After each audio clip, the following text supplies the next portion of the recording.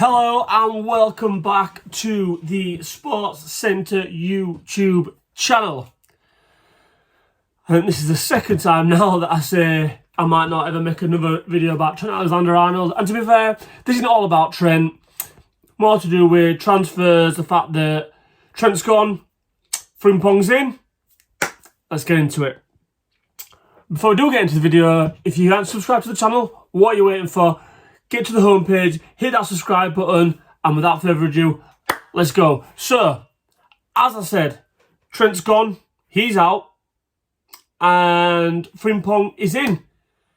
And what I want to start with is, let's start with Frimpong. So, young talent from Leverkusen, Liverpool have got him, release clause for, I believe it's 35 million euros, so around about £29.5 million. He's come in to play right back and compete with Conor Bradley for that spot.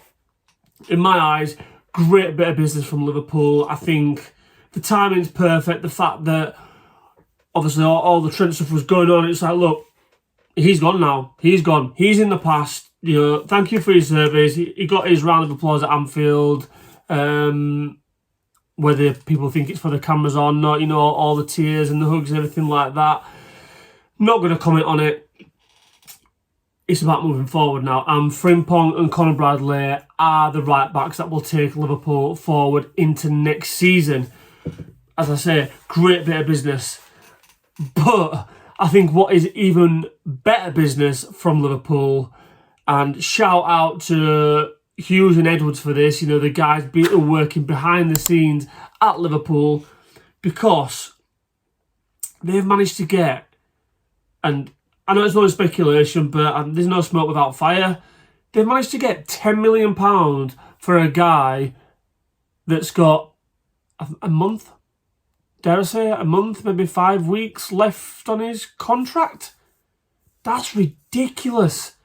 That is absolutely ridiculous. Now, we heard about all this initial £20 million bid coming in January for Trent. And personally, it was never going to happen. Real Madrid know that Liverpool was never going to sell him in January. But to get half that money for, as I say, a guy who's literally got 1 foot, well, probably 1.5 feet out the door, is ridiculous. Absolutely ridiculous. And literally, honestly, hats off, kudos to those guys, because that bit of business there is absolutely brilliant, absolutely fantastic. And on the same day that Trent made it official that he's going to go into Madrid, and I'm going to circle back on that in a minute, Liverpool made it official that they'd signed Frimpong. I think it was about 5 or 6 hours between them. However, the whole thing with Trent going to Madrid, it's like fair enough, mate, you go in, but how quick was it to change his Instagram bio? I mean, the guy literally, all the shit around the parade, in terms of obviously the tears that he was crying on the bus, the tears, with all his family and stuff like that. I believe it was all genuine, but then to literally, you know, at the split second that you can change all your bio and everything to Real Madrid player, that is, I feel like, Trent, come on now, like, you kind of got let off the hook a little bit. And I think Jurgen Klopp's words, I think probably we've all seen him on social media about, you know, let's not forget what this guy's done for the club. I think that helped the reception that he got on the last game of the season. But again, it's just like, fucking hell, mate, give it a minute to breathe before you literally, like, throw dirt in all those fans' faces again. And look, it's all done now, it's official, and he's gonna play for Real Madrid. I'm going to be really interested to see where he actually plays for Real Madrid, because Xavi Alonso's gone in there, and predominantly, from what we've seen of his time at Leverkusen, he plays a back three with wing backs. Trent ain't going to play in a back three.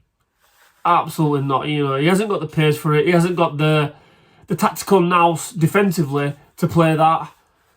So is he going to play a wing back? Is he going to be part of a midfield? Who knows? It's going to be really interesting to see. But like I say, Liverpool have managed to get 10 million quid out of Real Madrid, which is absolutely brilliant business. And I think it puts a little bit of a softener on it now. The fact that, you know, a lot of people were a little bit pissed off that it was going on a free just because of, obviously. And look, he's been a great servant to the club, but the club have also done a lot for him. And, you know, I think it could have been handled better. Liverpool have made that situation better. And dare I say, I don't know how these guys do it, because if you look back through the archives now, I mean, going back maybe 5 years or something like that, we got 25 million quid for Jordan Ibe, which in that market was a fair bit of money. And, you know, Jordan Ibe had done nothing, and he's done nothing since. Last year, we sold Sepp van den Berg to Brentford for, I think, 25 million quid. We sold Fabio Carvalho to Brentford. I'm sure we got similar to 25 million quid for him. Like, Liverpool do business in terms of players going out of the door probably better than anyone right now. It's ridiculous. Some of the transfer fees that we get for some of our players are ridiculous. And look, it looks as though when we're talking about business, Liverpool mean business in this transfer window, because Frimpong's in, Wirtz apparently is all but agreed, Kerkez apparently is all but agreed, and if you read the rumours, apparently we're in the market for a striker as well. If we get Wirtz and Kerkez through the door, listen, we will be a force next year. And dare I say, there'll be some exits from Liverpool. Liverpool, fair enough, you know, we're potentially spending circa to 100, 120, 130 million on Wirtz. I mean, the guy's 22.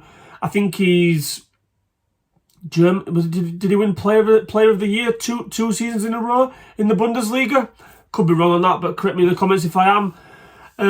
So yeah, exciting talent, very, very exciting talent, and Liverpool are strengthening while they're on top, and that's where we fell off last time. We won the title in the COVID times, and we never strengthened. We went again with the same team, and basically all our midfielders' legs just fell off. It was like they were in treacle every single week, and it ultimately became a downfall, and we had to do a bit of a rebuild for 2-3 years. And listen, I have no doubt that Man City will get better, Chelsea will get better, Arsenal will probably still just literally go like that again next season. But I dare say Liverpool will be a force next season, a real force, if they get some of these players that they're linked with through the door. I don't think City will be back for... I think the City will take a little bit of time. Maybe another year. You know, they had a tricky start this season. I think maybe next season as well, they take time for Pep to kind of gel all the stuff together. I think Chelsea might be ones that kind of keep on that trajectory and keep building, keep getting better. But it's going to be an interesting season. It's going to be an interesting summer, and I think Liverpool are looking to do their business early. And whilst I'm interested to see what players come in the door, I'm also interested to see what players go out the door as well, because I think we all know there's going to be 2 or 3 players that are nailed on. We're probably going to lose a left back if we get Kerkez in, probably Tsimikas. Darwin Núñez looks like he's pretty much out the door. Luis Diaz, who I would hate to leave because I think he's had a great season. He's always linked with a move to Barca. Apparently there's Saudi interest now, and his last Instagram post where he put pictures of the parade, like some of the players kind of like, you know, maybe just put a few words. He's put like a pretty, I wouldn't say massive statement, but, you know, it's a paragraph worth of words, and it's almost like, is that a goodbye message to the fans? Who knows? As I say, it's going to be interesting. Stay tuned this summer.